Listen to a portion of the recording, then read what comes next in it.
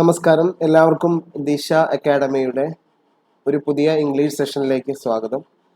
നമ്മൾ ഇന്ന് series of sessions ആണ് നമ്മൾ ഇന്ന് മുതൽ സ്റ്റാർട്ട് ചെയ്യുന്നത്. അത് SSCയുടെ സ്പെസിഫിക്കലി എല്ലാ എക്സാംസിനും ആവശ്യമായിട്ടുള്ളതും എന്നാൽ നമ്മൾ SSC എന്ന് എടുത്തു പറയാതെ എല്ലാ എക്സാംസിനും ആവശ്യമായിട്ടുള്ള വളരെ ബേസിക് ആയിട്ട് നമുക്ക് പെട്ടെന്ന് തന്നെ എന്നാൽ ഒരുപാട് തവണ റിപ്പീറ്റായി ചോദിക്കുന്നതും ഇനി ചോദിക്കാൻ സാധ്യത കൂടുതലായിട്ടുള്ളത് കുറേ കോൺസെപ്റ്റുകളാണ് നമ്മൾ ഡിസ്കസ് ചെയ്യാൻ തുടങ്ങുന്നത്. അപ്പോൾ നമ്മൾ നമ്മുടെ സെഷനിലേക്ക് പോവുകയാണ്. അപ്പോൾ പാർട്ട് 1-ൽ നമ്മൾ ഡിസ്കസ് ചെയ്യുന്നത് കോമൺ എറേഴ്സ് അഥവാ എറർ സ്പോട്ടിംഗ് തന്നെയാണ്. അതിനെ നമ്മൾ എറർ സ്പോട്ടിംഗ്, കോമൺ എറേഴ്സ് എന്നൊക്കെ പല രീതിയിൽ നമ്മൾ ഇതിനെ വിളിക്കുന്നുണ്ട്. അപ്പോൾ നമുക്ക് നമ്മുടെ ക്ലാസ്സിലേക്ക് പോവാം. കോമൺ എറേഴ്സ് എന്ന ടോപ്പിക്കാണ് പാർട്ട് 1 സെഷനിലേക്ക് നമുക്ക് പോവാം. നമുക്ക് നേരിട്ട് തന്നെ ക്വസ്റ്റ്യനിലേക്ക് പോകുമ്പോൾ ആദ്യം തന്നെ നമുക്ക് എങ്ങനെയാണ് ഈ ക്വസ്റ്റ്യൻ എങ്ങനെയാണ് വരുന്നത് എന്ന് പലപ്പോഴും കൺഫ്യൂഷൻസ് ഉണ്ടാവാം. പ്രത്യേകിച്ചും പുതിയതായിട്ട് എക്സാം എഴുതുന്നവർക്കും പരീക്ഷയെ കൂടുതലായി അറിയാൻ ശ്രമിക്കുന്നവർക്കും വേണ്ടിയിട്ട് നമുക്കൊന്ന് ജസ്റ്റ് നോക്കാം എങ്ങനെയാണ് ഈ ക്വസ്റ്റ്യൻ്റെ ഒരു ഡയറക്ഷൻ എങ്ങനെയാണെന്ന് നമുക്ക് നോക്കാം. നമുക്കറിയാം ഏതൊരു എക്സാം എഴുതുമ്പോഴും നമ്മൾ ആദ്യം ചെയ്യേണ്ടത് അതിൻ്റെ ഡയറക്ഷൻസ് കറക്റ്റായിട്ട് വായിക്കുക എന്നുള്ളതാണ്. അപ്പോൾ അതിലൂടെ നമുക്ക് പോകുമ്പോൾ നമുക്ക് നോക്കാം. In the following question some part of the sentence have errors. അപ്പൊ ഇങ്ങനെയായിരിക്കും നമുക്ക് ക്വസ്റ്റ്യൻ തരുന്നത്. അപ്പൊ എന്ത് കാണാൻ പറ്റും? Some part of the sentence have errors എന്ന് അവർ തന്നിട്ടുണ്ട്.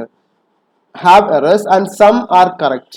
ചില ഭാഗങ്ങൾ ശരിയായിരിക്കാം, ചില ഭാഗങ്ങൾ തെറ്റായിരിക്കാം. അതായത് ഒരു സെന്റൻസിനെ ഇങ്ങനെ നിരത്തി തന്നിട്ടുണ്ടാവും. ആ സെന്റൻസിന്റെ ചില ഭാഗങ്ങളിൽ ഒരു തെറ്റും ചില ഭാഗങ്ങളിൽ ശരിയുമായിരിക്കും ഉണ്ടായിരിക്കും. അപ്പൊ നമുക്ക് ഇതിനെ തെറ്റിനെ കണ്ടെത്തുക എന്നുള്ളതാണ് എറർ സ്പോട്ടിംഗ് എന്നതുകൊണ്ട് ഉദ്ദേശിക്കുന്നത്, അഥവാ കോമൺ എറേഴ്സ്, ഒരു സെന്റൻസിന്റെ കോമൺ എറേഴ്സ് എന്ന് പറയുന്നത്.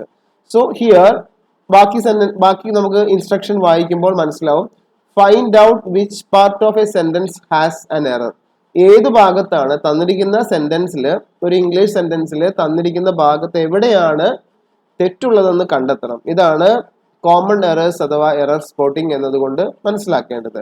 The number of that part is the answer. അതായത് ഒരു സെന്റൻസ് തന്നിട്ട് ആ സെന്റൻസിന്റെ പല ഭാഗങ്ങളിലായിട്ട് A, B അല്ലെങ്കിൽ 1, 2 ഇങ്ങനെ ആയിരിക്കും കൊടുത്തിട്ടുണ്ടാവുക. അപ്പോൾ ഇതിനനുസരിച്ച് ഏതു ഭാഗത്താണ് തെറ്റ് വന്നിരിക്കുന്നതെന്ന് നോക്കുകയും അതിനെ നമ്മൾ മാർക്ക് ചെയ്യുകയും ചെയ്യുക. ഇതാണ് കോമൺ എറേഴ്സ് അഥവാ എറർ സ്പോട്ടിംഗ്. ഇപ്പൊ എല്ലാവർക്കും മനസ്സിലായി കാണും എന്ന് വിചാരിക്കുന്നു. എന്താണ് എറർ സ്പോട്ടിംഗ് അഥവാ എന്താണ് കോമൺ എറേഴ്സ്? ഈ തരത്തിലുള്ള ചോദ്യങ്ങളുടെ പ്രത്യേകതയെ കുറിച്ചാണ് നമ്മൾ ഈ ഒരു ഇൻസ്ട്രക്ഷൻ ക്വസ്റ്റ്യൻ പേപ്പറിന്റെ ഡയറക്ഷൻ ഇങ്ങനെ ആയിരിക്കും എന്നാണ് ഞാൻ ജസ്റ്റ് ഇപ്പോൾ നിങ്ങളോട് പറഞ്ഞത്.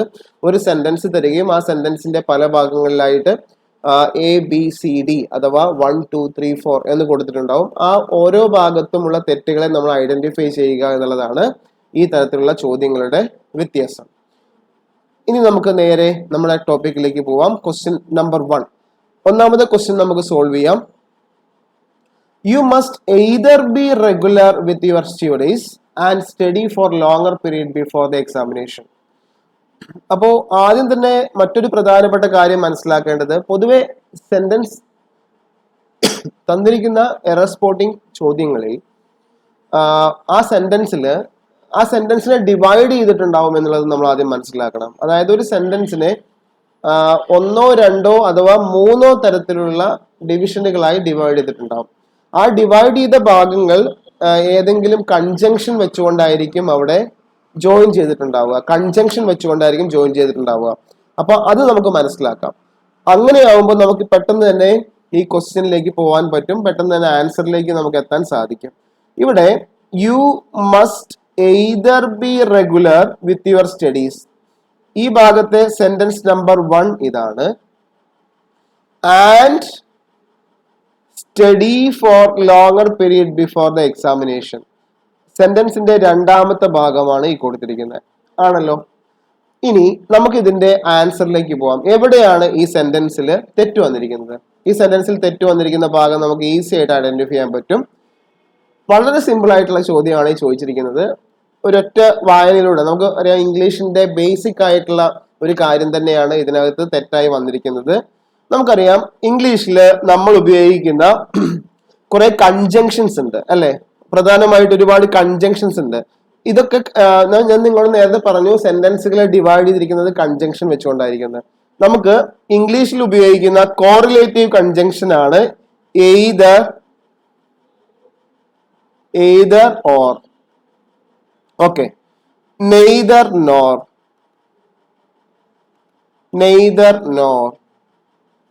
then whether or not അല്ലെ, വെദർ ഓർ നോട്ട്. നമ്മൾ ഇംഗ്ലീഷിൽ ഉപയോഗിക്കുന്ന മറ്റൊരു പ്രധാനപ്പെട്ട കൺജങ്ഷൻ ആണ് whether or not. then so many, that. ഇതൊക്കെ ഇംഗ്ലീഷിലെ കുറെ കൺജങ്ഷനുകളിൽ വരുന്നവയാണ് അല്ലെ. then not only but also. ഞാൻ നിങ്ങൾക്ക് പറഞ്ഞു തരികയാണ് എന്താണ് ഈ സെന്റൻസിൽ തെറ്റെന്ന് ഇനി നിങ്ങൾക്ക് മനസ്സിലാക്കാൻ. ആദ്യം തന്നെ അതിന്റെ ഒരു സൂചനയാണ് ഞാൻ നിങ്ങൾക്ക് തരുന്നത്. നോട്ട് ഓൺലി ബട്ട് ഓൾസോ, ഇങ്ങനത്തെ കുറെ, ഇതൊക്കെ നമുക്ക് എന്താണ്, ഒരുപാട് കൺജങ്ഷനുകളാണ് ഇപ്പൊ ഞാൻ എഴുതിയിരിക്കുന്നത്. ഓക്കെ, അപ്പൊ ഇങ്ങനെയുള്ള കൺജങ്ഷനെ ഇംഗ്ലീഷിൽ വിളിക്കുന്ന പേരാണ് കോറിലേറ്റീവ് കൺജങ്ഷൻസ്.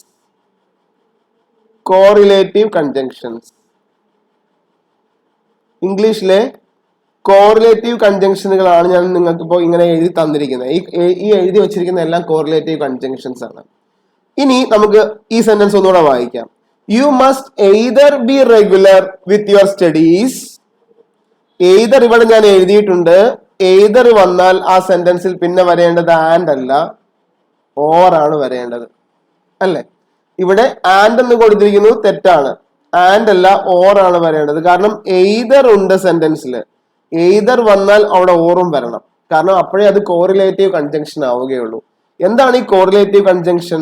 ദാറ്റ് മീൻസ് കണക്ഷനെ കാണിക്കാൻ. ഒരു സെന്റൻസ് ഒന്ന് മറ്റൊന്ന് എന്ന് കമ്പാരിറ്റീവ് ആയിട്ട് കണക്ഷൻ കാണിക്കാൻ ഉപയോഗിക്കുന്ന കൺജങ്ഷനുകളാണ് നമ്മൾ കോറിലേറ്റീവ് കൺജങ്ഷനുകൾ എന്ന് പറയുന്നത്. അപ്പോൾ ഈ സെന്റൻസിൽ കോറിലേറ്റീവ് കൺജങ്ഷൻ ആയ എയ്തർ ഓർ തന്നിട്ടുണ്ട്. പക്ഷെ എയ്തർ തന്നിട്ട് ഓർ തരാതെ ആൻഡ് ആ തന്നിരിക്കുന്നത്. അപ്പൊ നമ്മൾ കണ്ടെത്തി എയ്തർ ഓർ എന്നാണ്. അപ്പൊ കറക്റ്റ് ആണ്. ഇനി വായിക്കുമ്പോൾ ഇത് സെന്റൻസ് കറക്റ്റ് ആയിരിക്കും. യു മസ്റ്റ്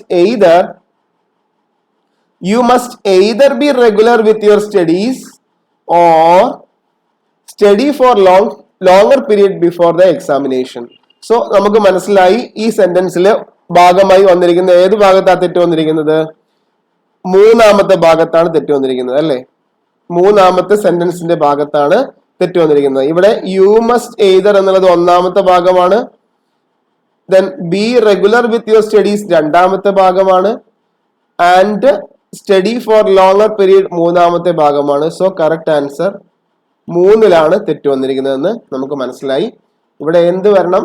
എയ്തർ കഴിഞ്ഞാൽ ആ സെന്റൻസിൽ പിന്നെ വരേണ്ടത് ഓർ ആണ്. ഓക്കെ, അപ്പോൾ ഈ തെറ്റ് എന്താണെന്ന് നമുക്ക് മനസ്സിലായി. ഇപ്പൊ എല്ലാവർക്കും വളരെ ഈസി ആയിട്ട് ഇത്രയേ ഉള്ളൂ നമ്മൾ ഇംഗ്ലീഷ് പഠിക്കേണ്ട ആവശ്യം. ഇംഗ്ലീഷ് ഒരുപാട് ഇൻഡെപ്ത് ആയിട്ട് ഭയങ്കരമായ സംഭവമായിട്ടൊന്നും ചിന്തിക്കേണ്ട ആവശ്യമില്ല. വളരെ ഈസി ആയിട്ട് നമുക്ക് ഇംഗ്ലീഷ് ക്ലിയർ ചെയ്യാൻ പറ്റും. അപ്പോൾ ഒന്നാമത്തെ ചോദ്യത്തിൽ നിന്ന് നിങ്ങൾക്ക് ഐഡിയ കിട്ടി എന്ന് വിചാരിക്കുന്നു. ഇങ്ങനെയാണ് ക്വസ്റ്റ്യൻസിനെ എല്ലാം നമ്മൾ ശ്രദ്ധിക്കേണ്ടത്. നമ്മൾ വളരെ ശ്രദ്ധയോടെ വായിക്കുക എന്നുള്ളതാണ്. ഞാൻ നിങ്ങളോട് പറഞ്ഞത് ഒരിക്കൽ കൂടെ പറയുകയാണ്. ഒന്നാമത്തെ ചോദ്യം ആയതിനാൽ തന്നെയും ഒരു സെന്റൻസ് വായിക്കുമ്പോൾ ആ സെന്റൻസിൽ എറർ സ്പോട്ടിംഗ് ചോദ്യങ്ങളിൽ അഥവാ കോമൺ എറർ തെറ്റിനെ കണ്ടെത്താനുള്ള ചോദ്യങ്ങളിൽ അതിന്റെ പ്രത്യേകത എന്ന് പറയുന്നത് ആ ചോദ്യത്തെ അല്ലെങ്കിൽ ആ ഒരു സെന്റൻസിനെ വിഭജിക്കണം ആദ്യം നമ്മൾ. കാരണം 1, 2, 3 സെന്റൻസുകൾ ഇങ്ങനെ ചേർത്തിട്ടിരിക്കുന്ന സെന്റൻസ് ആയിരിക്കും. അപ്പൊ ആ സെന്റൻസുകളെ ഡിവൈഡ് ചെയ്യണം നമ്മൾ. ഡിവൈഡ് ചെയ്യുക എന്ന് പറയുമ്പോൾ ഒരു സെന്റൻസ് 1 മുതൽ 1 വരെ അടുത്ത ഭാഗം ഏതാണ്, അടുത്ത ഭാഗത്ത് ആൻഡോ ബട്ടോ ബിക്കോസോ എയ്തർ ഓറോ നെയ്തർ നോറോ ആസ് വെൽ ആസോ നോട്ട് ഓൺലി ബട്ട് ഓൾസോ, അങ്ങനെ ഒരുപാട് വാക്കുകളെ വെച്ചുകൊണ്ട് സെന്റൻസുകളെ നമ്മൾ കൂട്ടി യോജിപ്പിക്കാറുണ്ട്. അപ്പൊ അങ്ങനെയുള്ള ഭാഗങ്ങളെ നമ്മൾ അങ്ങ് ഡിവൈഡ് ചെയ്തിട്ടാണ് എറർ സ്പോട്ടിംഗ് ചെയ്യേണ്ടത്. അങ്ങനെ ആകുമ്പോൾ തന്നെ നമുക്ക് ഈസി ആയിട്ട് ആൻസറിലേക്ക് എത്താൻ സാധിക്കും. അപ്പൊ എല്ലാവർക്കും ഈ ഒരു ആശയം മനസ്സിലായി എന്ന് വിചാരിക്കുന്നു. ദെൻ നമുക്ക് അടുത്ത ചോദ്യത്തിലേക്ക് പോവാം. The new taxation rates announced by the government are bound to affect the export sector. വീണ്ടും നമുക്ക് സെന്റൻസിനെ കണക്ട് ചെയ്യാൻ പറ്റും. The new taxation rates announced by the government are bound to affect the export sector എന്നാണ്. ഇവിടെ ഏത് ഭാഗത്താണ് തെറ്റ് വന്നിരിക്കുന്നത് എന്നാണ് നമ്മൾ പറയാൻ പോകുന്നത്. ഇവിടെ നമുക്കറിയാം എഫക്റ്റ് ആൻഡ് അഫക്റ്റ് എന്ന ഭാഗത്ത് ഇവിടെയാണ് തെറ്റ് വന്നിരിക്കുന്നത്. ഇവിടെ വേർഡ് വേർഡിനെ പ്രയോഗിക്കുന്നിടത്താണ് തെറ്റ് വന്നിരിക്കുന്നത് അല്ലെ. കാരണം നമുക്കറിയാം പ്രധാനമായിട്ടുള്ള ഒരു പ്രത്യേകതയാണ് വാക്കുകളുടെ പ്രയോഗത്തിൽ വരുന്ന മിസ്റ്റേക്സ്. ചില സെന്റൻസുകളിൽ വാക്കുകൾ ഒരേ രീതിയിൽ പ്രൊനൗൺസ് ചെയ്യുകയും ഒരേ രീതിയിൽ നമ്മൾ ഇതിനെ ഹൊമോണിംസ് എന്നൊക്കെ പറയാറുണ്ട്. വായിക്കുമ്പോഴും കേൾക്കുമ്പോഴും നമുക്ക് കാര്യമായ മിസ്റ്റേക്ക് ഒന്നും തോന്നുകയില്ല, എന്നാൽ അതിന്റെ മീനിങ്ങിൽ വലിയ ഡിഫറൻസ് ഉണ്ടായിരിക്കും. ഓക്കെ, അപ്പോൾ ഇവിടെ നമ്മൾ ചെയ്യേണ്ടത് എഫക്റ്റിനെ നമ്മൾ എന്താക്കി മാറ്റണം? അഫക്റ്റ് എന്നാക്കി മാറ്റണം. കാരണം ഇതിന്റെ സെന്റൻസ് മീനിങ് വരണമെങ്കിൽ ഇത് അഫക്റ്റ് ആയി മാറേണ്ടി വരും. സോ ഇവിടെ തെറ്റ് വന്നിരിക്കുന്നത് ഈ വാക്കിലാണ്. The new taxation rates announced by the government are bound to affect the export sector ആണ്. Affect the export sector. Okay. That means a change എന്നാണ്. Affect എന്ന് പറയുന്നത് ഇതൊരു verb ആണ്. Affect എന്ന് പറയുന്നത് ഒരു verb ആണ്. ഇംഗ്ലീഷിലെ ഒരു verb-നെ സൂചിപ്പിക്കുന്നു. എന്താണ് ഈ verb-ന്റെ മീനിങ്? That means affect എന്ന് പറഞ്ഞാൽ produce a change എന്നാണ് അർത്ഥം. ഓക്കെ, produce a change, ഒരു മാറ്റം കൊണ്ടുവരിക എന്നാണ് അർത്ഥം. നമ്മൾ മലയാളത്തിൽ ഇതിനെ ബാധിക്കപ്പെടുക എന്നൊക്കെ നമ്മൾ മലയാളത്തിൽ പറയാറുണ്ട്. പ്രൊഡ്യൂസ് എ ചേഞ്ച്, മലയാളത്തിൽ നമ്മൾ ഇതിനെ ബാധിക്കുക, അഫക്റ്റ് ചെയ്യുക എന്നൊക്കെ നമ്മൾ പറയാറുണ്ട്. സോ ഇനി ഒന്നുകൂടെ നമുക്ക് വായിക്കാം. The new taxation rates announced by the government are bound to affect the export sector. ഇതാണ് കറക്റ്റ് ആയിട്ടുള്ള ആൻസർ. അപ്പോൾ രണ്ടാമത്തെ ചോദ്യത്തിന്റെ ആൻസറും എല്ലാവർക്കും ക്ലാരിറ്റി ആണെന്ന് മനസ്സിലാവുന്നു അല്ലെ? എല്ലാവർക്കും മനസ്സിലായി കാണുമെന്ന് വിചാരിക്കുന്നു. നമുക്ക് അടുത്ത ചോദ്യത്തിലേക്ക് പോകാം. These days, job opportunities are not as better as they used to be in the early 70s. These days, ഈ ദിനങ്ങളിൽ അല്ലെങ്കിൽ ഈ ദിവസങ്ങളിൽ ജോബ് ഓപ്പർച്യൂണിറ്റീസ്, തൊഴിലവസരങ്ങൾ ആർ നോട്ട് ആസ് ബെറ്റർ, അതത്ര നല്ല രീതിയിൽ ബെറ്റർ ആയിട്ടില്ല എന്നാണ് പറയുന്നത്. As they used to be in the early 70s. അത് 70കളെ അടിസ്ഥാനമാക്കി നമ്മൾ പറയുകയാണെങ്കിൽ, 70 കാലഘട്ടങ്ങളെ അടിസ്ഥാനമാക്കി പറയുകയാണെങ്കിൽ ദീസ് ഡേയ്സ്, ഈ സമയങ്ങളിൽ, അപ്പൊ നോക്കി രണ്ട് കാലത്തെയാണ് കമ്പയർ ചെയ്തിരിക്കുന്നത് അല്ലെ? ഇപ്പോഴത്തെ കാലഘട്ടത്തെയും 70കളുടെ കാലഘട്ടത്തെയും, രണ്ട് കാലഘട്ടങ്ങളെയാണ് ഈ സെന്റൻസിൽ, രണ്ട് കാലഘട്ടങ്ങളെ കുറിച്ചാണ് ഈ സെന്റൻസിൽ പറയുന്നത്. ഇത് ഇപ്പോഴത്തെ ദീസ് ഡേയ്സ് ആണ്, മറ്റൊന്ന് പറയുന്നത് 70കളുടെ കാലഘട്ടമാണ് അല്ലെ? അപ്പോൾ അതിന്റെ തീം നമ്മൾ മനസ്സിലാക്കി, എന്താണ് ഈ സെന്റൻസിൽ പറയുന്നത് എന്ന ആശയം നമ്മൾ മനസ്സിലാക്കി കഴിഞ്ഞു. ഇനി നമുക്ക് ഈ ഇംഗ്ലീഷ് സെന്റൻസിലെ തെറ്റ് എന്താണെന്ന് കണ്ടെത്തണം. എന്താണ് ഈ സെന്റൻസിലെ തെറ്റ്? These days job opportunities are not as better as they used to be in the early 70s എന്നാണ് ഇവിടെ കൊടുത്തിരിക്കുന്നത്. ഓക്കെ, അപ്പൊ ഇവിടെ എന്താണ് തെറ്റ് വന്നിരിക്കുന്നത്? These days the job opportunities are not as better എന്നാണ് ഇവിടെ കൊടുത്തിരിക്കുന്നത്. അപ്പൊ അവിടെ എന്താണ് നമ്മൾ മാറ്റേണ്ടത്? നമുക്കിവിടെ അറിയാം ബെറ്റർ എന്ന് പറയണമെങ്കിൽ these days job opportunities are not as better as they used to be in the early 70s. ഇവിടെ രണ്ട് കാലഘട്ടങ്ങളെ കുറിച്ച് പറയുന്നുണ്ടെങ്കിലും ഈ കാലഘട്ടങ്ങളുമായി ബന്ധപ്പെട്ട് നമുക്കിവിടെ കൺഫ്യൂസിംഗ് ആയിട്ടുള്ളത് ബെറ്റർ എന്ന കാര്യമാണ്. നമുക്കറിയാം ഇത് ഡിഗ്രീസ് ഓഫ് കമ്പാരിസണുമായി ബന്ധപ്പെട്ട ഒരു ടോപ്പിക്കാണ്. ഡിഗ്രീസ് ഓഫ് കമ്പാരിസൺ നമുക്കറിയാം, നമുക്ക് ഇംഗ്ലീഷിൽ 3 ഡിഗ്രീസ് ഓഫ് കമ്പാരിസൺ ഉണ്ട് അല്ലെ? ഒന്ന് positive degree, 2 comparative degree, 3 superlative degree.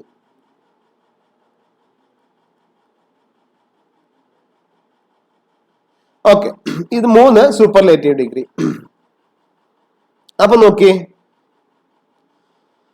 ഇവിടെ പ്രധാനമായി മനസ്സിലാക്കേണ്ടത് എന്താണ്? പ്രധാനമായിട്ട് പോസിറ്റീവ് ഡിഗ്രി എന്ന് പറയുമ്പോൾ ഒരു കാര്യത്തെക്കുറിച്ച് മാത്രം, ഒരു വസ്തുവിനെ കുറിച്ചോ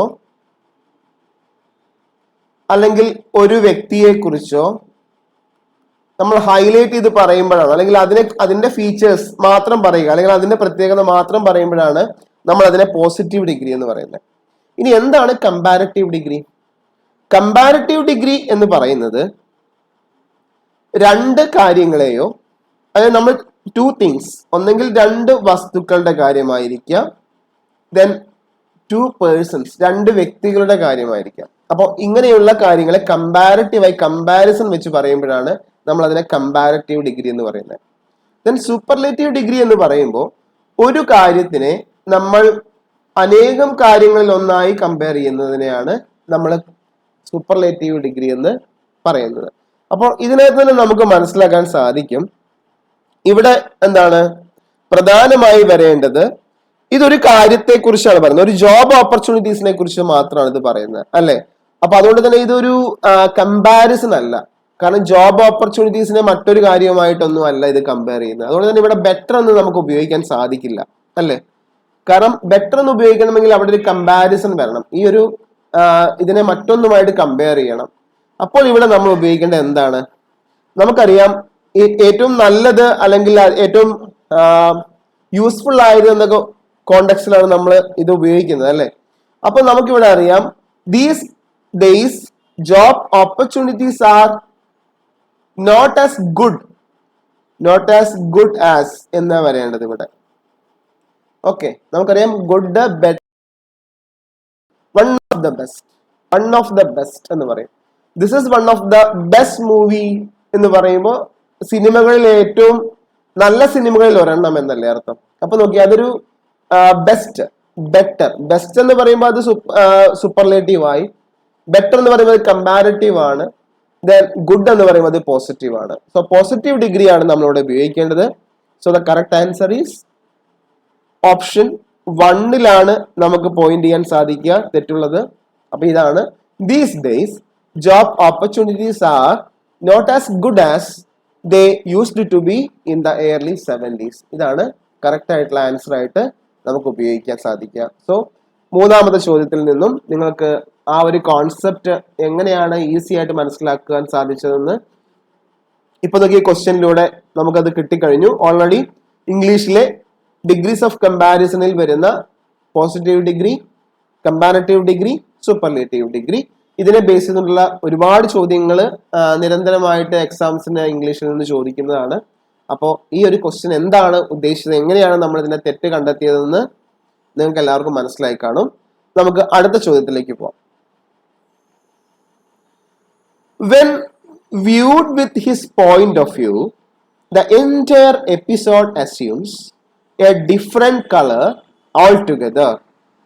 When viewed with his point of view, the entire episode assumes a different color altogether. അപ്പൊ ഈ ഒരു ചോദ്യത്തിൽ നമ്മൾ ശ്രദ്ധയോടെ ചോദ്യങ്ങളെ വായിക്കുമ്പോൾ ഈ സെന്റൻസിൽ നിന്ന് എന്ത് തെറ്റാണ് നിങ്ങൾക്ക് കാണാൻ സാധിക്കുന്നത്? എന്ത് തെറ്റാണ് കാണാൻ സാധിക്കുന്നത്? വെൻ വ്യൂഡ് എന്നാണ് നമുക്ക് എന്താണ് ഒരു ഇവിടെ പ്രധാനമായിട്ടുള്ള ഒരു പ്രത്യേകത എന്ന് പറയുന്നത് നമുക്കറിയാം, ഒരു പോയിന്റ് ഓഫ് വ്യൂവിനെ കുറിച്ചാണ് ഇവിടെ പറയുന്നത് അല്ലെ. പോയിന്റ് ഓഫ് വ്യൂ അതായത് നമ്മുടെ ഒരു വീക്ഷണം അല്ലെ, നമ്മൾ ഒബ്സർവ്, നമ്മൾ ഹൗ ക്യാൻ യു ഒബ്സർവ് എന്ന് പറയുന്ന പോലെ നിരീക്ഷണം അല്ലെങ്കിൽ പോയിന്റ് ഓഫ് വ്യൂ, ഒരു അഭിപ്രായം എന്നൊക്കെ കാണിക്കുന്ന ഒരു കോണ്ടെക്സ്റ്റ് ആണ്. When reviewed with his point of view എന്ന് പറയുമ്പോൾ ഇവിടെ എന്താണ് തെറ്റ് വന്നിരിക്കുന്നത്?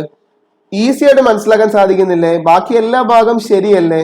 കാരണം entire episode assumes A different colour all together. ഈ സെന്റൻസിൽ ഇവിടെയൊന്നും തെറ്റില്ല, ഇത് ശരിയാണ്. പക്ഷെ ഇവിടെയാണ് തെറ്റ്. വെൻ വ്യൂഡ് വിത്ത് അല്ല, viewed from his point of view is correct. ഇവിടെ നമുക്കറിയാം ഇംഗ്ലീഷില് 2 പ്രധാനപ്പെട്ട പ്രിപ്പോസിഷനുകളാണ് വിത്ത്, ഫ്രം. ഓക്കെ, നമ്മൾ ഈ 2 പ്രിപ്പോസിഷനുകളെയും viewed from my point of view എന്നാണ് നമ്മൾ പറയുക. ഇവിടെ ഒരു ഹിസ് വന്നതുകൊണ്ട് മാത്രമാണ് നിങ്ങൾക്ക് കൺഫ്യൂഷൻ ആയിട്ടുണ്ടാവുക. From my point of view, in his point of view എന്ന് നമ്മൾ പറയും. ഓക്കെ, അപ്പൊ ഇവിടെ നമ്മൾ പ്രധാനമായിട്ട് when viewed from his point of view എന്നാണ് ഇവിടെ വരേണ്ടത്. കാരണം എന്തുകൊണ്ടാണ്? അയാളുടെ പോയിന്റ് ഓഫ് വ്യൂവിൽ നിന്നുകൊണ്ട് അല്ലെങ്കിൽ അതിൽ നിന്ന്. അപ്പൊ നമുക്കറിയാം ഫ്രം എന്ന് പറഞ്ഞാൽ നിന്നെന്നല്ലേ. ദാറ്റ് മീൻസ് എ പോയിന്റ് അഥവാ ഒറിജിൻ. ഇത് നമ്മൾ എപ്പോഴും ഉപയോഗിക്കുന്നതാണ്. ഫ്രമും ടൂവും നമ്മൾ എപ്പോഴും ഇംഗ്ലീഷിൽ ഒരുമിച്ച് ഉപയോഗിക്കുന്ന ഒരു 2 പ്രിപ്പോസിഷനുകളാണ്, ഫ്രം ടു. നമുക്കറിയാം ഫ്രം എന്ന് പറയുമ്പോൾ ഒറിജിനെ സൂചിപ്പിക്കുന്നു. ടു എന്ന് പറയുമ്പോൾ അത് ഡെസ്റ്റിനേഷനെ സൂചിപ്പിക്കുന്നു. വളരെ സിമ്പിൾ ആയിട്ടുള്ള കോൺസെപ്റ്റ് ആണ് അല്ലെ? കാരണം ഫ്രം എന്ന് പറയുന്നത് ഒറിജിനെ കാണിക്കാനും ടു എന്ന് പറയുന്ന ഡെസ്റ്റിനേഷനെ കാണിക്കാനും. ഇവിടെ പോയിന്റ് ഓഫ് വ്യൂ എന്ന് പറയുന്നത് ഒരു ഒറിജിനെ സൂചിപ്പിക്കുന്നുണ്ട്, അയാളിൽ നിന്ന്. ഓക്കെ, അയാളുടെ പെർസ്പെക്റ്റീവിൽ നിന്നുകൊണ്ട് എന്നൊക്കെ പറയാനുള്ള ഒരു കോണ്ടെക്സ്റ്റിലാണ് നമ്മൾ ഇവിടെ ഫ്രം ഉപയോഗിച്ചിട്ടുള്ളത്. അതുകൊണ്ട് തന്നെ ഇവിടെ വിത്ത് അല്ല ഫ്രം ആണ് വരിക. അപ്പൊ നമുക്ക് ഒന്നുകൂടെ അതിന്റെ ശരിയായ സെന്റൻസ് വായിക്കാം. When viewed from his point of view the entire episode assumes a different color altogether. Okay, ഇനി ഇവിടെ നമുക്ക് ഒരു കൺഫ്യൂഷൻ കൂടെ, ഒരു ക്ലാരിറ്റി കൂടെ നിങ്ങളോട് എനിക്ക് പറയാനുണ്ട്. കാരണം പൊതുവെ നമുക്ക് തോന്നുന്ന ഒരു കോൺസെപ്റ്റ് ആണ് in his point of view എന്ന് പറയാറില്ലേ എന്ന്. In his point of view, in his point of view എന്ന് നമ്മൾ ഇംഗ്ലീഷിൽ പറയാറുണ്ട്. അഥവാ ഇവിടെ പോയിന്റ് ഓഫ് വ്യൂ വന്നതുകൊണ്ടാണ് നമ്മൾ ഇവിടെ ഇൻ ഉപയോഗിക്കാതെ ഫ്രം ഉപയോഗിക്കുന്നത്. കാരണം വേറെ ഒന്നുകൊണ്ടുമല്ല, ആക്ച്വലി ഇൻ എന്ന് പറയുന്ന പ്രിപ്പോസിഷന്റെ പ്രത്യേകത, ഇൻ എന്ന പ്രിപ്പോസിഷൻ നമ്മൾ ബിലീവ്, വിശ്വാസങ്ങളില്ലേ, നമ്മൾ ഇംഗ്ലീഷിൽ ഒരുപാട് പറയുന്ന ഒരു കോൺസെപ്റ്റ് ആണ് I believe in God, I believe in ghost, I M interested in. നമുക്ക് താല്പര്യം, വിശ്വാസം, താല്പര്യം അല്ലെ? നമുക്ക് എന്തിനെങ്കിലും നമ്മൾ താല്പര്യത്തോടെ സമീപിക്കുക എന്നൊക്കെ പറയുമല്ലോ. അപ്പൊ ഇങ്ങനെയുള്ള കാര്യങ്ങൾ, ഇതിനെ നമ്മൾ ഇംഗ്ലീഷിൽ എന്ത് പറയും? Believes and interest. Believe and interest, ഇതിലൊക്കെ നമ്മൾ ഇന്ന് വെച്ച് പറയാറുണ്ട് ഇംഗ്ലീഷിൽ.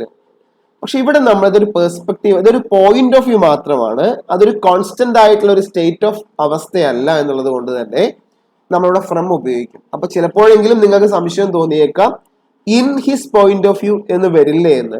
Actually in his point of view എന്ന് പറയുമ്പോൾ ഇവിടെ ഒരു എൻറ്റയർ എപ്പിസോഡിനെ കുറിച്ചാണ് പറയുന്നതിനാൽ തന്നെയും അതൊരു കോൺസ്റ്റന്റ് ആയിട്ടുള്ള ഒരു സ്റ്റേറ്റ് ഓഫ് മൈൻഡ് അല്ല, അതൊരു ടെമ്പററി ആയിട്ടുള്ള ഒരു വീക്ഷണമായതിനാൽ നമ്മൾ എപ്പോഴും അതൊരു ബിലീവ് അല്ല, ഒരു ഇൻട്രസ്റ്റ് അല്ല. അതുകൊണ്ട് തന്നെ നമുക്കിവിടെ from his point of view എന്ന് തന്നെ പറയേണ്ടി വരും. അതുകൊണ്ടാണ് നമ്മൾ ഈ കറക്റ്റ് ആൻസർ ഇവിടെ ഫ്രം എന്ന് വന്നത് എന്ന് നിങ്ങൾക്ക് ഒന്നുകൂടെ ഞാൻ ക്ലാരിറ്റി തരികയാണ്. ചിലപ്പോഴെങ്കിലും നിങ്ങൾക്ക് തോന്നിയേക്കാം in his point of view എന്ന് വന്നുകൂടെയെന്ന്. ആക്ച്വലി അത് വരാം. എങ്ങനെയാണെങ്കിൽ അത് ആ സെന്റൻസ് പറയുന്നത് ഒരു ബിലീഫിനെ കുറിച്ചോ അല്ലെങ്കിൽ ഒരു ഇൻട്രസ്റ്റിനെ കുറിച്ചോ ആണെങ്കിൽ അവിടെ നമ്മൾ in his point of view എന്ന് പറയാം, അല്ലെങ്കിൽ in his beliefs and in his interest എന്നൊക്കെ നമുക്ക് പറയാൻ സാധിക്കും. ഇവിടെ നമുക്ക് ഈ ഒരു കേസിൽ അത് സാധിക്കുകയില്ല എന്നുള്ളതാണ് ഞാൻ ഈ ഒരു സെന്റൻസിലൂടെ നിങ്ങൾക്ക് സ്ട്രെസ് ചെയ്തിട്ട് പറഞ്ഞു തരുന്നത്. ഓക്കെ, അപ്പൊ നമുക്ക് അടുത്ത ചോദ്യത്തിലേക്ക് പോവാം. അഞ്ചാമത്തെ ചോദ്യമാണ്. അഞ്ചാമത്തെ ചോദ്യത്തിലേക്ക് പോകുമ്പോൾ on many occasions we did help the poor people he by way of giving them food to eat and clothes to put on. ഇവിടെ ഈ സെന്റൻസിന് നമുക്ക് വ്യക്തമായി ഒന്നുകൂടെ വായിക്കുമ്പോൾ എവിടെയാണ് തെറ്റെന്ന് നമുക്ക് ഒന്നുകൂടെ വായിക്കുമ്പോൾ മനസ്സിലാവും. ഒന്നുകൂടെ നമുക്ക് വ്യക്തമായി വായിക്കാം. On many occasions, we did help the poor people by way of giving them food to eat and clothes to put on. Okay, ഇവിടെ on many occasions we did help. ഇവിടെ തന്നെ ഒരു തെറ്റുണ്ടല്ലോ അല്ലെ? ഈസി ആയിട്ട് നമുക്ക് ഇതിനകത്ത് മനസ്സിലാക്കാൻ സാധിക്കുന്നില്ലേ? ഇവിടെ തന്നെ ഈ സെന്റൻസ് വായിക്കുമ്പോൾ on many occasions is okay, തെറ്റൊന്നുമില്ല. വി ഡിഡ് ഹെൽപ്, ഇവിടെയാണ് പ്രശ്നം വന്നിരിക്കുന്നത്. വി ഡിഡ് ഹെൽപ്, നമുക്കറിയാം ഡിഡ് എന്ന് പറയുന്നത് ഓൾറെഡി എന്താണ്? ഒരു പാസ്റ്റ് ഫോം ആണ്, പാസ്റ്റ് ആണ്. ഇതൊരു പാസ്റ്റ് ഹെൽപ്പിംഗ് വേർബ് ആണ് ഡിഡ്. ഓക്കെ, ഡിഡ് ഓൾറെഡി ഒരു പാസ്റ്റ് ഹെൽപ്പിംഗ് വേർബ് ആണ്. അതിനുശേഷം വീണ്ടും ഹെൽപ്ഡ് എന്ന് വന്നിരിക്കുന്നു, അവിടെ തന്നെ ഒരു തെറ്റുണ്ടല്ലോ അല്ലെ? അവിടെ തന്നെ ഒരു തെറ്റുണ്ട്. ഇവിടെ വരേണ്ടത് എന്താണ്? ഇപ്പൊ നമുക്കറിയാം ചില സെന്റൻസുകൾ, പൊതുവെ നമുക്കറിയാം സെന്റൻസിനകത്ത് തന്നെ, ഇപ്പൊ നോക്കിയേ, ഹി ഈസ് റീഡിങ് എന്ന് ഞാൻ എഴുതുകയാണ് ഒരു sentence. He is reading, she is dancing. He is reading, she is dancing. They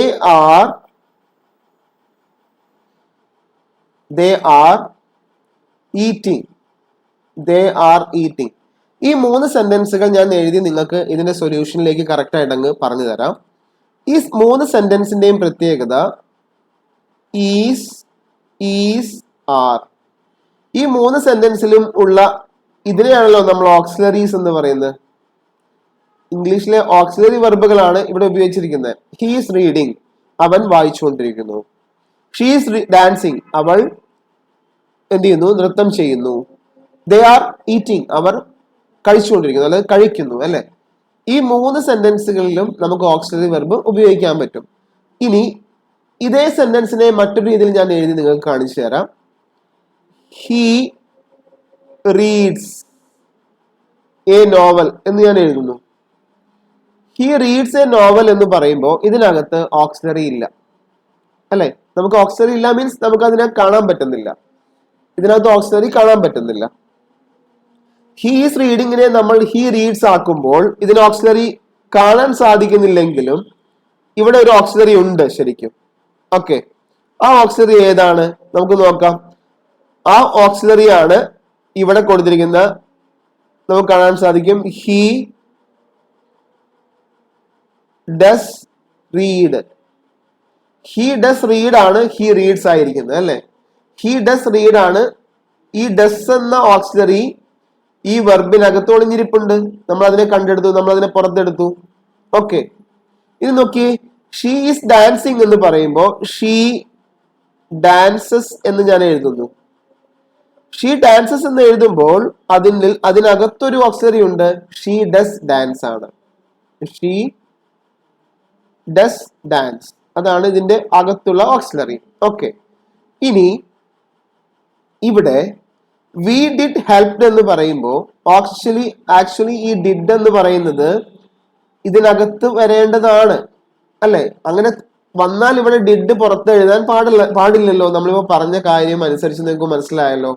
അപ്പോൾ എന്താണ് തെറ്റ് വന്നിരിക്കുന്നത്? വി ഡിഡ് ഹെൽപ്ഡ് എന്ന് തെറ്റാണ്. മറിച്ച് എന്താണ്, വി ഹെൽപ് എന്ന് മാത്രമേ നമുക്ക്, വി ഹെൽപ്പ് എന്ന് മാത്രമേ നമ്മൾ ഉപയോഗിക്കുകയുള്ളൂ. ദാറ്റ് മീൻസ് ദാറ്റ് ഇവിടെ ഓൺ മെനി ഒക്കേഷൻസ് എന്നുള്ളതാണ് ഇവിടെ ടൈം ഇൻഡിക്കേറ്റർ. ഇതിനെ നമ്മൾ ടൈം ഇൻഡിക്കേറ്റർ എന്ന് പറയും ഇംഗ്ലീഷിൽ. ഇതിനെ നമ്മൾ ഇംഗ്ലീഷിൽ ടൈം ഇൻഡിക്കേറ്റർ എന്നാണ് പറയുക. എന്താണ് ടൈം ഇൻഡിക്കേറ്റർ? ഇതിനെ നമ്മൾ മലയാളത്തിൽ പറയും സമയസൂചകങ്ങൾ എന്ന് പറയും. സമയസൂചകങ്ങൾ.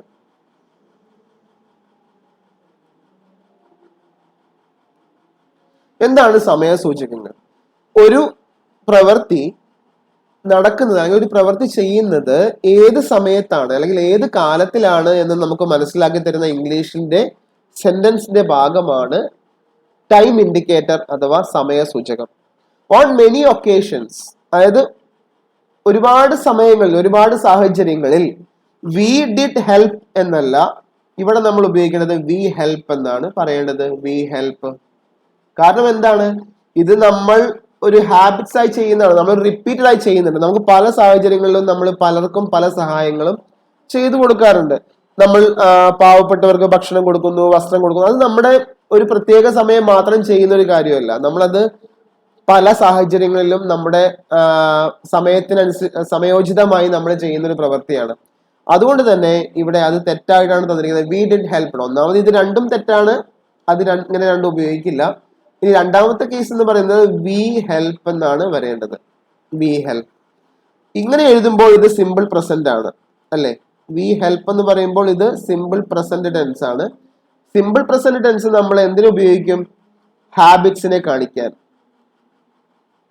നമ്മുടെ ശീലത്തെ കാണിക്കാൻ ഉപയോഗിക്കുന്നു. ഹാബിറ്റ്സിനെ കാണിക്കാൻ നമ്മൾ സിമ്പിൾ പ്രസന്റ് ടെൻസ് ഉപയോഗിക്കുന്നു. അപ്പൊ അങ്ങനെ ആവുമ്പോൾ തന്നെ നിങ്ങൾക്ക് മനസ്സിലായിട്ടുണ്ടാവും, വി ഹെൽപ്പ് എന്ന് പറയുമ്പോൾ we are helping. That means that it is a continuous action. ഇത് തുടർച്ചയായി ഇങ്ങനെ നടന്നുകൊണ്ടിരിക്കുന്ന പ്രവൃത്തിയാണ്. അതുകൊണ്ട് തന്നെ നമ്മൾ വി ഹെൽപ്പ് എന്നേ ഇവിടെ ഉപയോഗിക്കാൻ പാടുള്ളൂ. അപ്പൊ നമുക്ക് കറക്റ്റ് ആൻസർ കിട്ടി. ആ കറക്റ്റ് ആൻസർ ഞാൻ ഒന്നുകൂടെ വായിക്കുന്നു.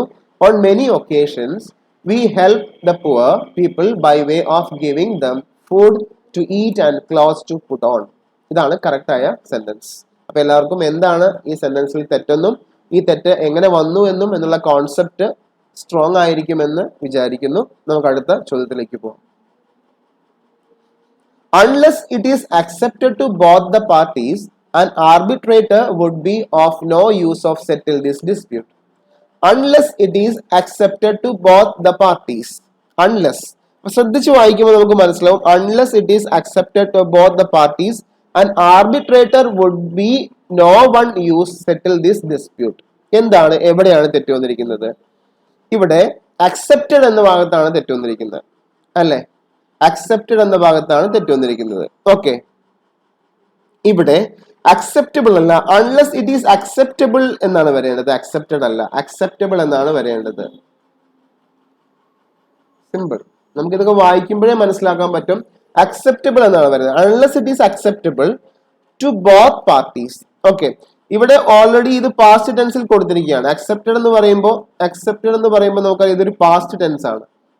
ഈ പാസ്റ്റ് ടെൻസിന്റെ ഫോം ഇവിടെ വരാൻ പാടില്ലാതാണ്. കാരണം ഇതിന്റെ ഈ സ്റ്റേറ്റ്മെന്റിന്റെ ഒരു വായിക്കുമ്പോഴേ നമുക്ക് മനസ്സിലാക്കാൻ സാധിക്കുന്നുണ്ട് കറക്റ്റ് ആയിട്ട് എന്താണ് അതിന്റെ ആ പർപ്പസ് എന്നാണ്, എന്താണ് ആ സെന്റൻസ് നമുക്ക് തരുന്ന, ആ സെന്റൻസ് കൺവേ ചെയ്യേണ്ട മീനിങ് എന്താണെന്ന് വ്യക്തമായി നമുക്ക് മനസ്സിലാക്കാൻ സാധിക്കുന്നുണ്ട്. So unless it is acceptable to both the parties an arbitrator would be of no use to settle this dispute ആണ് കറക്റ്റ് ആയിട്ടുള്ള ആൻസർ. സോ ഇതാണ് കറക്റ്റ് ആയിട്ടുള്ള സെന്റൻസിന്റെ ഫോർമേഷൻ.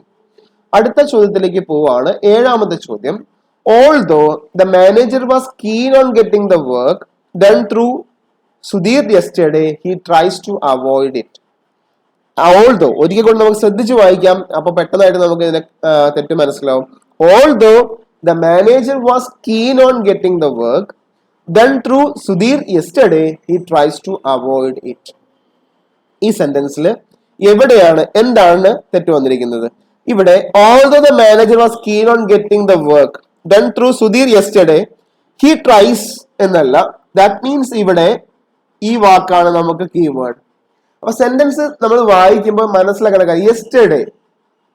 ഇപ്പൊ നോക്കിയേ, ഈ സെന്റൻസിനെ നമുക്ക് ഒന്നുകൂടെ ശ്രദ്ധയോടെ വായിച്ച് നമുക്ക് ഒന്നുകൂടെ എന്താണ് ഈ കോൺസെപ്റ്റ് എന്ന് പറയാലോ. നമുക്ക് നോക്കൂ, although the manager was, ഇത് പാസ്റ്റ് കണ്ടിന്യൂസ് ടെൻസ് അല്ലെ? ഇത് പാസ്റ്റ് കണ്ടിന്യൂസ് ടെൻസ് ആണ്. ഇംഗ്ലീഷിൽ വാസ്, വേർ ഒക്കെ ഉപയോഗിക്കുന്നത് പാസ്റ്റ് കണ്ടിന്യൂസിലാണ്. അപ്പൊ നമുക്ക് ഒരു കാര്യം മനസ്സിലായി, ഈ സെന്റൻസിന്റെ ഒരു ഭാഗം എന്താണ്? പാസ്റ്റ് ടെൻസിലാണ്. നമ്മൾ ശ്രദ്ധിച്ചങ്ങ് വായിക്കണം. ഓക്കെ, പാസ്റ്റ് ടെൻസിലാണ്. ഇനി വർക്ക് ഡൺ ത്രൂ, ഡൺ വീണ്ടും ഇതാ പാസ്റ്റ് വന്നിരിക്കുന്നു. യെസ്റ്റർഡേ, ഇവിടെ യെസ്റ്റർഡേ എന്ന് പറഞ്ഞിട്ടുണ്ട്. യെസ്റ്റർഡേ എന്ന് പറഞ്ഞാൽ എന്താണ്? കഴിഞ്ഞ ദിവസം. അപ്പൊ നമ്മൾ നേരത്തെ ഒരു പ്രോബ്ലം സോൾവ് ചെയ്തപ്പോൾ പറഞ്ഞതാണ്, ഒരു ക്വസ്റ്റ്യൻ സോൾവ് ചെയ്തപ്പോൾ പറഞ്ഞതാണ് ടൈം ഇൻഡിക്കേറ്റർ, സമയ സൂചകങ്ങൾ എന്ന് പറയും. ഇതാണ് സമയ സൂചകം അല്ലെ? ഈ പ്രവൃത്തി എന്നാണ് ചെയ്തിരിക്കുന്നതെന്ന് വ്യക്തമായി പറഞ്ഞിരിക്കുന്നു, കഴിഞ്ഞ ദിവസമാണ്. അപ്പോൾ നമുക്കറിയാം yesterday, the previous day, last year, last month, last week, ഇങ്ങനെയൊക്കെ വന്നു കഴിഞ്ഞാൽ ഇംഗ്ലീഷിൽ last month, last week, last year, yesterday, ഇങ്ങനെയുള്ള വാക്കുകളൊക്കെ ഒരു സെന്റൻസിൽ വന്നു കഴിഞ്ഞാൽ ഈ വാക്കുകളെയാണ് നമ്മൾ എന്ത് പറഞ്ഞത്? ടൈം ഇൻഡിക്കേറ്റർ എന്ന് പറഞ്ഞത്. ഈ വാക്കുകളെയാണ് നമ്മൾ ടൈം ഇൻഡിക്കേറ്റർ എന്ന് പറയുന്നത്. അപ്പൊ അത് നിങ്ങൾ ഓർമ്മിച്ചു വെക്കണം, ടൈം ഇൻഡിക്കേറ്റർ. ഇങ്ങനെയുള്ള വാക്കുകൾ ഒരു സെന്റൻസിൽ വന്നാൽ ആ സെന്റൻസ് എല്ലായ്പ്പോഴും സിമ്പിൾ പാസ്റ്റിലായിരിക്കും. നമ്മൾ എപ്പോഴും മനസ്സിലാക്കേണ്ട കാര്യമാണ്, ഇങ്ങനെ ഒരു സെന്റൻസ് വന്നു കഴിഞ്ഞാൽ ആ സെന്റൻസ് നമുക്ക് സിമ്പിൾ പാസ്റ്റിൽ മാത്രമേ എഴുതാൻ പറ്റുള്ളൂ. സോ ഇവിടെ മനസ്സിലാക്കാൻ സാധിക്കുന്നത് എന്താണ്? ഹി ട്രൈസ് എന്നല്ല, ഹി ട്രൈഡ് എന്നാണ് ഇവിടെ വരേണ്ടത്. കാരണം എങ്കിലല്ലേ ഇത് കറക്റ്റ് ആയിട്ട് വരികയുള്ളൂ. സോ ഹി ട്രൈഡ് എന്ന് വരണം ഇവിടെ. അപ്പൊ നമുക്ക് കറക്റ്റ് ആയിട്ടുള്ള ആൻസർ കിട്ടി. He tried is correct. ഇവിടെ ട്രൈഡ് എന്ന ഒരു വാക്കാണ് ഉപയോഗിക്കുന്നത്, ഹി ട്രൈസ് അല്ല. ഹി ട്രൈഡ് എന്ന് ഉപയോഗിക്കണം. സോ കറക്റ്റ് ആൻസർ ഈസ് 2-ലാണ് തെറ്റ് വന്നിരിക്കുന്നത്. 2-ലാണ് വന്നിരിക്കുന്നത്. 2-ൽ എന്ത് വരണം? ട്രൈസിനെ നമ്മൾ എന്താക്കി മാറ്റണം? ട്രൈഡ് എന്നാക്കി മാറ്റണം. അപ്പൊ നമ്മുടെ ഉത്തരം കറക്റ്റ് ആയി. നമുക്ക് അപ്പൊ ശരിയായ ഉത്തരം ഒന്നുകൂടെ വായിക്കാം. Although the manager was keen on getting the work done through Sudhir yesterday, he tried to avoid it. ഇതാണ് കറക്റ്റ് ആയിട്ട് മനസ്സിലാക്കേണ്ടത്. അടുത്ത ചോദ്യത്തിലേക്ക് പോകാം. The various consequences of the decision taken by the finance ministry was not foreseen by the bureaucrats. ഒരിക്കൽ കൂടെ വായിക്കാം. The various consequences of the decision taken by the finance ministry was not foreseen by the bureaucrats. എന്താണ് ഈ സെന്റൻസിൽ വന്നിരിക്കുന്ന തെറ്റ്? The various consequences of decision taken by the finance ministry. The various consequences. അപ്പൊ നമുക്ക് ഇവിടെ നമ്മൾ കൺഫ്യൂസ് ചെയ്യിക്കുന്ന കാര്യമാണ് the various consequences. Finance ministry ഇവിടെ വാസ് തന്നിട്ടുണ്ട്, not foreseen by the bureaucrats ആണ്. Various consequences of decision taken by the finance ministry. Here various കോൺസിക്വൻസസിനെയാണ് നമ്മൾ ഇവിടെ കൂടുതലായിട്ട് ഹൈലൈറ്റ് ചെയ്യേണ്ടത്. സോ ഇവിടെ നമ്മൾ ഉപയോഗിക്കേണ്ടത് വാസ് അല്ല, വേർ എന്നാണ് ഉപയോഗിക്കേണ്ടത്. വളരെ രസകരമായ നമുക്ക് ആൻസർ ചെയ്യാൻ പറ്റുന്ന ഒരു ക്വസ്റ്റ്യൻ ആയിരുന്നു ഇത്. ചില ചോദ്യങ്ങൾ നമ്മളെ കൺഫ്യൂസ് ചെയ്യിക്കും. കാരണം ഫിനാൻസ് മിനിസ്ട്രി എന്ന് പറയുമ്പോൾ അതൊരൊറ്റ മിനിസ്ട്രി അല്ലേ, അപ്പൊ അതിനുശേഷം വരേണ്ടത് വാസ് അല്ലേ, കറക്റ്റ് അല്ലേ എന്ന് നമ്മൾ വിചാരിക്കും. പക്ഷെ ഇവിടെ നമ്മൾ വേരിയസ് കോൺസിക്വൻസസിനെ കുറിച്ചാണ് നമ്മൾ ചിന്തിക്കുന്നത്. ഡിസിഷൻ ടേക്കൺ ബൈ വേരിയസ് കോൺസിക്വൻസസിനെ കുറിച്ചാണ് നമ്മളിവിടെ പറയുന്നത്. അപ്പൊ അതുകൊണ്ട് തന്നെ നമ്മളിവിടെ വേർ എന്നാണ് ഉപയോഗിക്കേണ്ടത്. കറക്റ്റ് ആൻസർ ഈസ് വേർ എന്നാണ്. അപ്പൊ 2 2ലാണ് തെറ്റ് വന്നിരിക്കുന്നത്. വേർ എന്ന ഭാഗമാണ് നമ്മൾ ഇവിടെ വാസിനെ നമ്മൾ എന്താക്കി മാറ്റണം, വേർ ആക്കി മാറ്റണം. അടുത്ത ചോദ്യമാണ്, I never considered him to be a person who would go back in his promise and then do not even apologise. ഒരിക്കൽ കൂടെ വായിക്കാം. I never considered him to be a person who would go back on his promise and then do not even apologise. എന്താണ് ഈ സെന്റൻസിൽ വന്നിരിക്കുന്ന തെറ്റ്? ഈ സെന്റൻസിൽ വന്നിരിക്കുന്ന തെറ്റ് I never considered him to be a person who would. ആ ഭാഗത്ത് തെറ്റുണ്ടോ? ആ ഭാഗത്ത് തെറ്റൊന്നും തന്നെയില്ല. Go back on his promise, അവിടെയും തെറ്റില്ലല്ലോ. ദെൻ ഡു നോട്ട്, ഈ ഭാഗത്താണ് തെറ്റ് വന്നിരിക്കുന്നത്. നമുക്ക് ശ്രദ്ധിച്ച് വായിച്ചാൽ മനസ്സിലാക്കാൻ സാധിക്കും. ദെൻ ഡു നോട്ട് എന്ന ആവശ്യമില്ല. I never considered him to be a person, go back on his promise and do not then do not even apologize എന്ന ആവശ്യമില്ല. ഇവിടെ എന്താണ്, നമുക്ക് do എന്ന ഇത് ഉപയോഗിക്കേണ്ട ആവശ്യമില്ല. then not even apologize is correct. ഇവിടെ ഒരിക്കലും നമ്മൾ do എന്ന് ഉപയോഗിക്കേണ്ട ആവശ്യമില്ല. കാരണം ഈ സെന്റൻസ് ഒന്നുകൂടെ നമ്മൾ ഇനി വായിക്കാൻ നിങ്ങൾക്ക് കറക്റ്റ് ആയിട്ട് മീനിങ് കിട്ടും. I never considered him to be a person who would go back on his promise and then not even apologize. അതാണ് കറക്റ്റ് ആയിട്ടുള്ള സെന്റൻസ്. സോ ഇവിടെ വന്നിരിക്കുന്ന തെറ്റെന്ന് പറയുന്നത് 3ലാണ് തെറ്റ് വന്നിരിക്കുന്നത്. 3ാമത്തെ ഭാഗത്താണ് എന്താ തെറ്റ് വന്നിരിക്കുന്നത്, ഡു ഉപയോഗിക്കാൻ പാടില്ലായിരുന്നു. ഓക്കെ, അടുത്ത ചോദ്യമാണ്, 10ാമത്തെ ചോദ്യമാണ്. Having finished that school, Raghu thought of going to Bombay in search some job. Having finished at school, Raghu thought of going to Bombay in search some job. എന്താണ് ഇവിടെ പ്രധാനമായി മനസ്സിലാക്കേണ്ടത്? എവിടെയാണ് തെറ്റ് വന്നിരിക്കുന്നത്? Having finished at school. ഇവിടെ തെറ്റ് വന്നിരിക്കുന്നത് ഹാവിംഗ് ഫിനിഷ്ഡ് അറ്റ് സ്കൂൾ. ഇവിടെ തെറ്റുണ്ടോ? 1ാമത്തെ ഭാഗത്ത് തെറ്റുണ്ടോ? നമുക്ക് ഈ സെന്റൻസിനെ പൂർണ്ണമായി വായിക്കുമ്പോൾ ഓരോ ഭാഗങ്ങളെയും നമുക്ക് അങ്ങ് തറവായി വായിച്ചാൽ മതിയല്ലോ. ഇവിടെ തെറ്റുണ്ടോ? ഇവിടെ തെറ്റില്ല. Raghu thought of going to Bombay. അപ്പൊ അവിടെയും നമുക്ക് തെറ്റ് പറയാൻ സാധിക്കുമോ? ഇവിടെ തെറ്റുണ്ടോ? 1ാമത്തെ കാര്യത്തിൽ നമ്മൾ പറഞ്ഞു. 2ാമത്തെ കാര്യം ഇവിടെ വന്നിട്ടുണ്ട്, thought of Bombay for search some job എന്നാണോ, സെർച്ച് സം ജോബ് എന്നാണോ വരിക? ഇവിടെയാണ് തെറ്റ്. 3ലാണ് തെറ്റ് വന്നിരിക്കുന്നത്. ഇവിടെ സെർച്ച് ഓഫ് എന്നാണ് കറക്റ്റ് ആയിട്ട് വരേണ്ടത്. Search of some job is correct. Okay, ഇവിടെ നമുക്ക് വരേണ്ടത് ഇൻ സെർച്ച് ഓഫ് എന്ന് വരണം. ഇവിടെ in search of some job is correct. ഇവിടെ നമ്മൾ ഈ ഭാഗം മുതൽ ഈ ഭാഗം വരെ നമ്മൾ നോക്കുകയാണെങ്കിൽ ഇവിടെ in search of some job is correct. Simple ആയ കാര്യമാണ്. ഓഫ് എന്ന പ്രിപ്പോസിഷൻ കൂടെ ഇവിടെ ആഡ് ചെയ്യണം.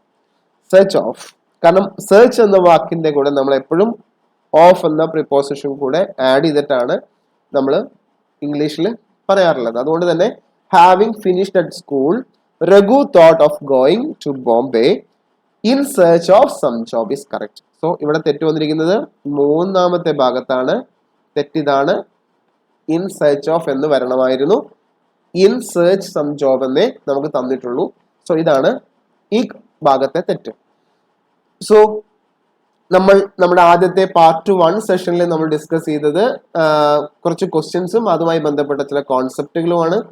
ഈ കോൺസെപ്റ്റുകളാണ് നമുക്ക് ഏറ്റവും പ്രധാനം. അതുകൊണ്ട് തന്നെ നിങ്ങൾ ഇത് തറോ ആയിട്ട് ഈ കോൺസെപ്റ്റുകളെ മാത്രം ഫോളോ ചെയ്യുക. ക്വസ്റ്റ്യൻസ് മാറി വരും, പക്ഷെ കോൺസെപ്റ്റുകൾ സെയിം ആയി നിലനിൽക്കും. അതുകൊണ്ട് നമുക്ക് അടുത്ത പാർട്ടിൽ വീണ്ടും കാണാം. Thank you.